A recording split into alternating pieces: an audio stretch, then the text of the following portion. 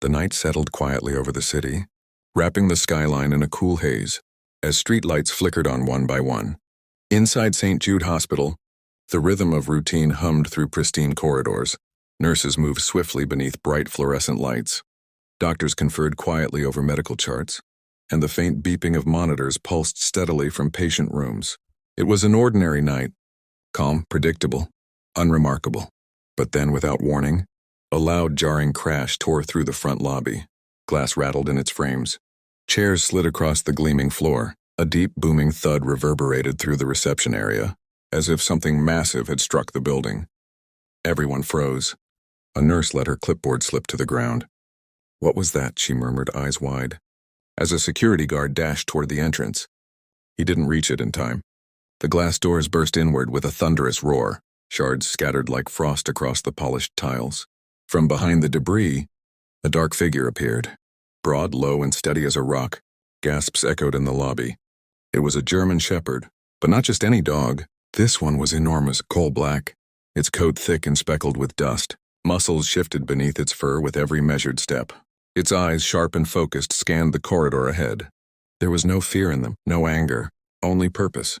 The dog didn't pause. It strode through the lobby and vanished down the main hallway, as if it had a mission only it could fathom.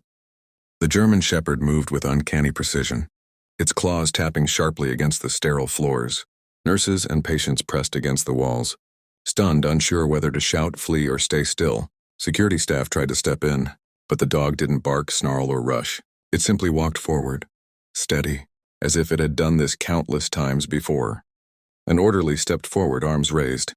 "Hey, hold it right there." The shepherd didn't even glance at him. It passed by without breaking its stride. Down the hallway it went, passing doors and desks, ignoring gasps, alarms, and confusion. Its gaze was locked on something far ahead, invisible to everyone else. The staff hurried behind it, radioing reports, trying to understand how the animal had breached multiple entrances and security checks, but deep down no one dared approach it. Something about its presence felt otherworldly, as if it had stepped through the veil of destiny itself. On the third floor, room 207 waited. Inside, Nathan Cole sat quietly beside his daughter's bed, her face pale under the hospital's harsh light. Machines beeped a steady rhythm behind them. He had stopped praying weeks ago. Hope had faded into silence. Then the corridor shook with a new presence. A nurse called out somewhere down the hall. Nathan glanced toward the door, just as it swung open with sudden force, and there it stood. The shepherd, tall in the doorway, chest rising and falling, eyes fixed not on Nathan, but on the frail girl lying still on the bed. It didn't move, didn't make a sound. It had arrived. Nathan rose from his chair as if in a dream, his knees stiff, heart racing. The room was quiet, too. Quiet, except for the deep, steady breaths of the dog at the door. He hadn't seen Ranger in months. The farm was hours away, locked, fenced, secure, and yet here he was. Nathan's voice broke. "Ranger." The shepherd didn't react. It stood like a sentinel, watching Emily. Dr. Marcus Everett, the attending doctor, had left just minutes earlier, after another difficult talk. "Nathan," he had said softly, "we've done all we can. Emily hasn't responded to treatment. No brain activity for weeks. It's time we discuss letting her go. Letting her go." Those words lingered now, like an unwelcome hymn in Nathan's ears. He had sat there after the doctor left, unable to stir, his hands heavy in his lap. The sharp scent of antiseptic felt overwhelming, stifling even. His daughter, the joy of his life, his only child, was slipping further away, and there was nothing more he could give. No bargain to strike, no promise to offer, just silence. He had poured everything into saving her. Savings drained, land mortgaged, every specialist consulted. Still his daughter lay before him, silent and unchanged. Nathan turned to the dog. "How did you find her?" He didn't expect a reply, but seeing Ranger's eyes fixed on Emily's still form, something stirred in him. A spark, a question he hadn't dared to ask. Was this chance or something greater? The shepherd stepped into the room, slow and deliberate. Nathan reached out instinctively, unsure if he should stop him, but didn't. Ranger padded to Emily's bedside and sat. For a long moment, no one breathed. Then he gently rested his head on the edge of the mattress. Right beside her hand, Nathan's throat tightened. Something was happening. Something beyond the doctor's charts. Nathan stared at Ranger as if seeing a phantom. The last time he saw that dog was before winter, back on the farm where Ranger had always belonged. Strong, loyal, wise. But more than that, he was family, especially to Emily. The memory came rushing back unbidden. It was years ago. A fierce blizzard had swept in faster than any weatherman predicted.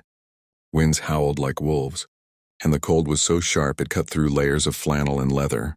Nathan had been out checking the fences, ensuring the sheep were safe, when he spotted something huddled near the pasture's edge, a shivering bundle of fur, barely alive.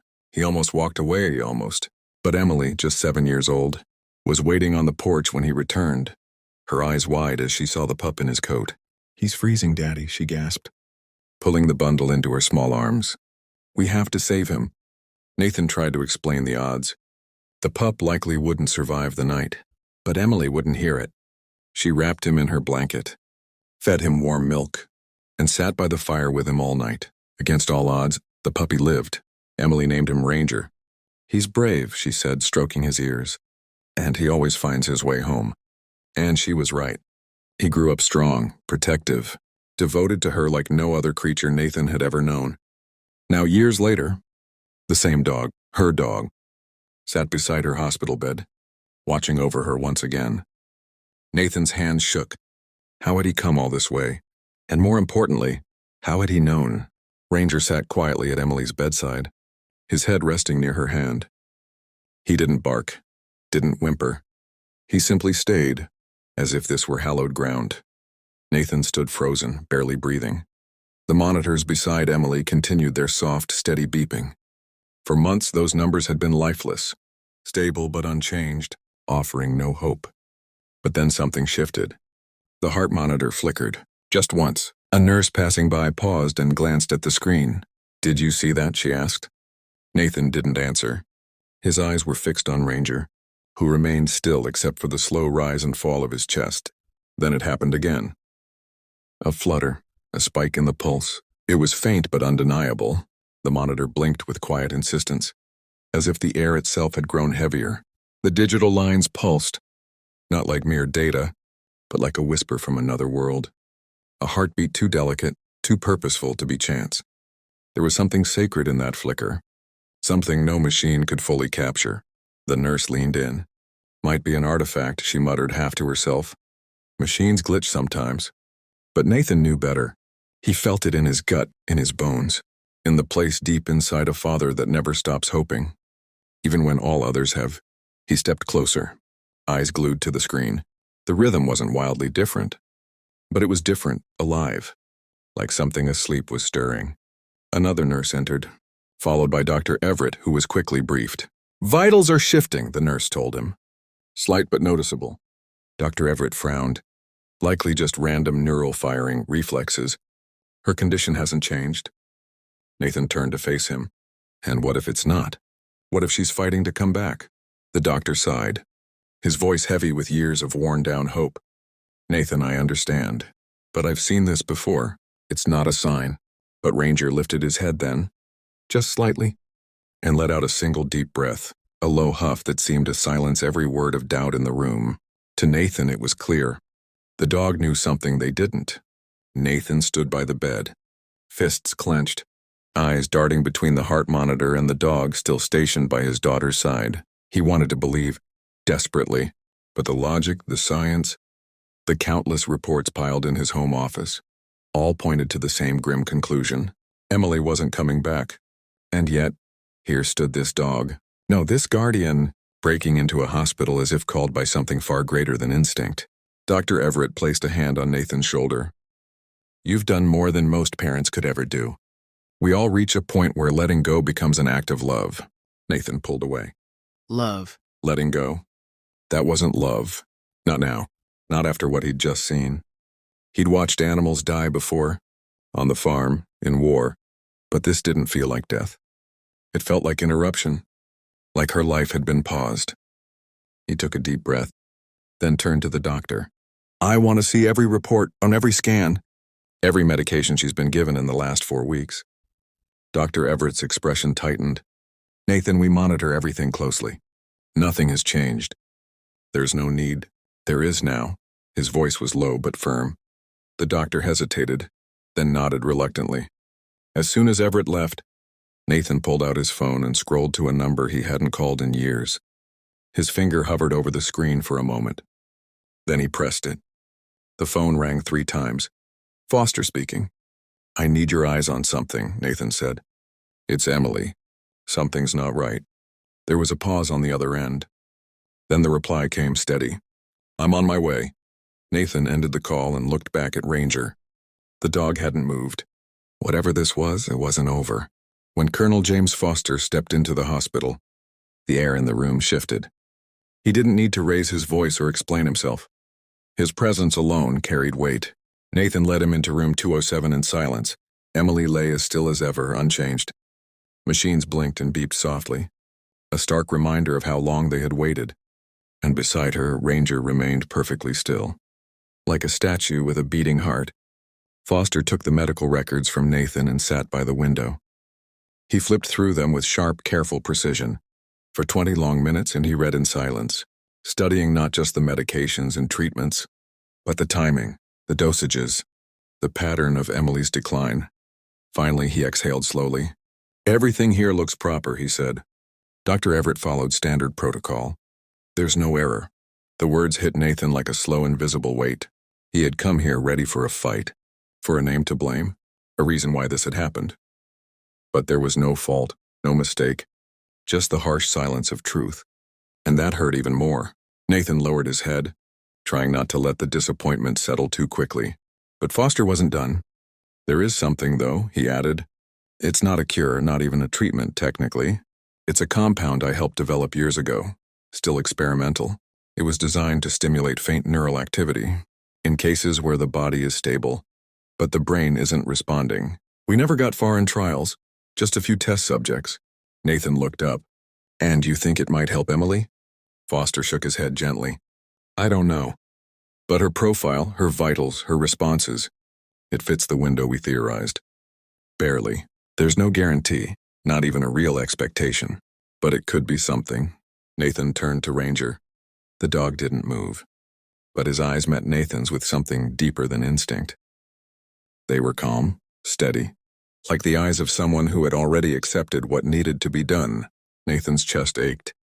It wasn't just loyalty that brought Ranger here. It was knowing. Somehow this animal had sensed the truth long before any of them, and in that gaze, Nathan didn't find answers. He found a question. "Do you still believe?" He swallowed hard, then nodded slowly. "If there's even the smallest chance, we take it." Foster stood. "I'll get what I need." The compound arrived in a small glass vial, nothing more than a few milliliters of clear liquid. Colonel Foster carried it like it held far more weight than it appeared. Inside room 207, the lights hummed softly. Monitors beeped in steady rhythm, and Ranger lay quietly beside Emily's bed, never straying far from her side. Nathan stood at the foot of the bed, arms crossed tightly against his chest, holding himself together by sheer will. Foster checked the dose one final time. "No promises," he said. "Just the smallest chance." Nathan nodded. "That's enough." Foster rolled up Emily's sleeve and inserted the needle with care. The medication flowed in silently. No alarms, no sudden beeps, just stillness. And then they waited. A minute passed, then another. Nothing.